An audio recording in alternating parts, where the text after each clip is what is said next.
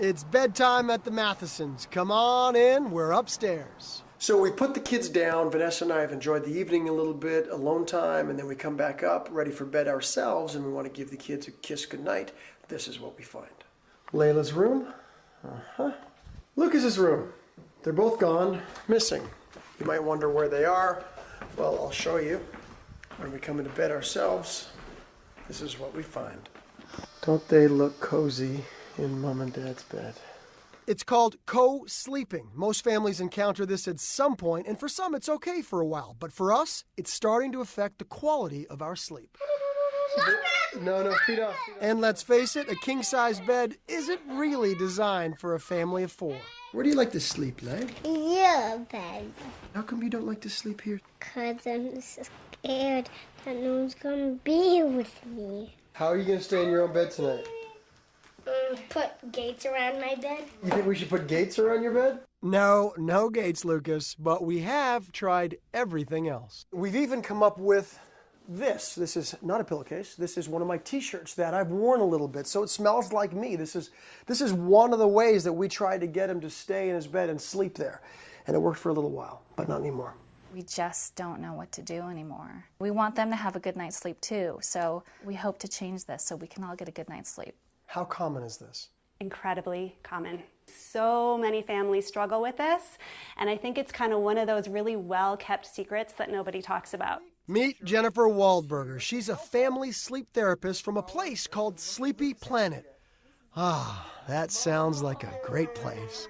We invited her to our house for a sleep intervention. One of the big issues is that kids have a really hard time parting company with you at the end of the day.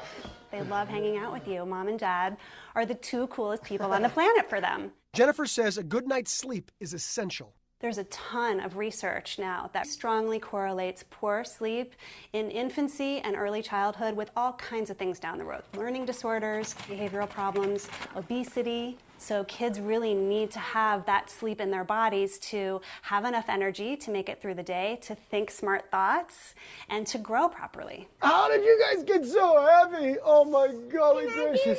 Some tips from the experts.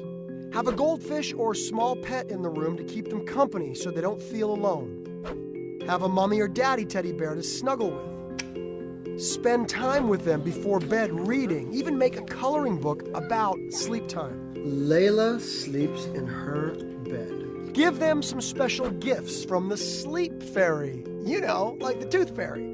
If they sleep in their own bed, they get a morning present. But the real big step that seems to work is having a sleep party with Mommy and Daddy in the kids' room for several nights in a row. We blew up an air mattress, one in Lucas's room and one in Layla's room. And after a little quality time and reassurance that Mommy and Daddy were there with them for the long haul, it was lights out. Just look and listen to what happened. Peace and quiet, and sleep in their own beds. Yes, I did. Yeah! Success! And, of course, a present in the morning. Why do you get a prize? Because I sleep in my own bed all night. Okay, guys, you did it. And not just for the kids. The benefits are huge. As much as you love your kids now, you're going to love them even more when they're sleeping. 1, 2, 3, Team Matheson!